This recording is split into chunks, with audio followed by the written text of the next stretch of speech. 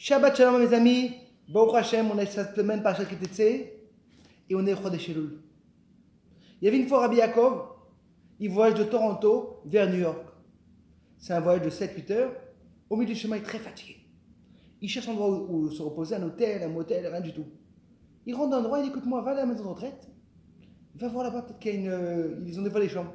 Il rentre. Est-ce que vous avez une chambre?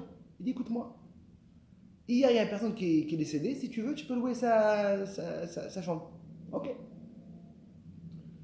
Il loue la chambre, le matin il se lève, et comme chaque juif, si je suis arrivé là dans un. Peut-être qu'il y a des juifs, proposer de faire mettre de filines. Est-ce que vous avez des juifs dans votre maison de retraite? La vérité, on avait un juif, mais il est décédé. Hier. Et là, il y a le commerce, le prêtre, il va venir le prendre. Quoi? Un juif? Et il leur a expliqué que moi je suis un rabbin, c'est important chez les juifs.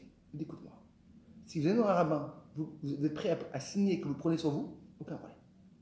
Il signe et il prend. Il appelle la communauté à côté, qui a bonjour et tout, j'ai une personne comme ça, est-ce que vous avez un endroit pour l'enterrer? Écoutez-moi, ça coûte tellement cher aux États-Unis, on ne veut pas.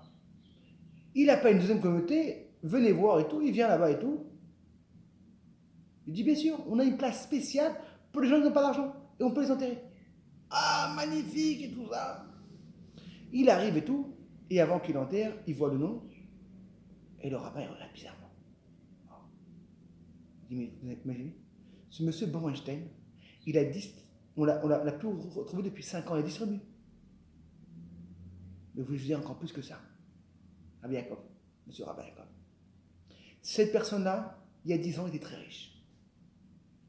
C'est lui qui a donné cette place pour enterrer les gens gratuits.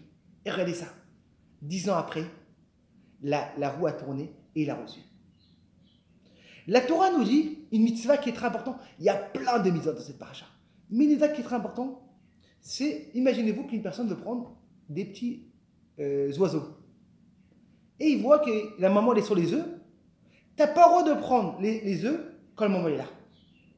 Il jette la maman et prend les œufs. Les frorim. Si tu prends les œufs ou les petits les petits oiseaux. Et venez voir un truc qui est magnifique, la Torah te dit. Qui écrit quand même pour les fanera bader quand tu vas dans le chemin, tu vas voir ça. Oui, Rabotai, nos amis. On est mois d'Elul. Chacun, quand on entend le mot d'Elul, on veut se préparer. Et qu'est-ce qui est spécial au mois d'Elul? C'est qu'on voit qu'en vérité, le mois d'Elul, c'est un mois qui est normal. C'est pas Chol HaMoed, c'est pas une fête. Pour nous dire en vérité, d'Afka le travail, c'est dans ce monde-là, dans le matériel, dans le normal. De rentrer le Kadosh Baruch Hu, pas seulement normal, c'est aussi dans le mois d'août, le mois le plus dur, de faire rentrer la Kedusha dans ce mois-ci. Mais qu'est-ce que tu dis? Bader, dans le chemin, tu vas avoir la mitzvah. Pour nous dire qu'en vérité, des fois, on y va chercher des grands mitzvot. Mais on a tellement mitzvah dans le chemin.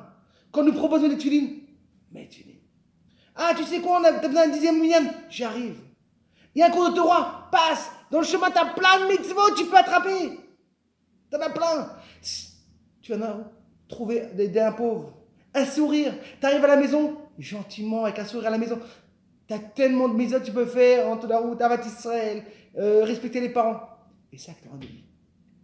Dans le mois d'Elul, rajoutez plein de mitzvot dans vos chemins. Une petite zaka ici, et que B'ezrat Hashem. On est sûr que si chacun va rajouter ses mitzvot dans ce mois-ci encore plus, dans le chemin qu'on ne s'imagine pas, on aura le Karol, la Géoula, et on pourra avoir une fête de folie de Rosh Hashanah, et de Yom Kippour, et on pourra venir comme il faut. 40 jours, appelez-vous. Les 40 jours, c'est pas être un changement. Ah, on a passé encore, c'est pas grave, on reprend. Que B'ezrat Hashem, qu'on aura toujours de la tzara et B'sorot Tovat.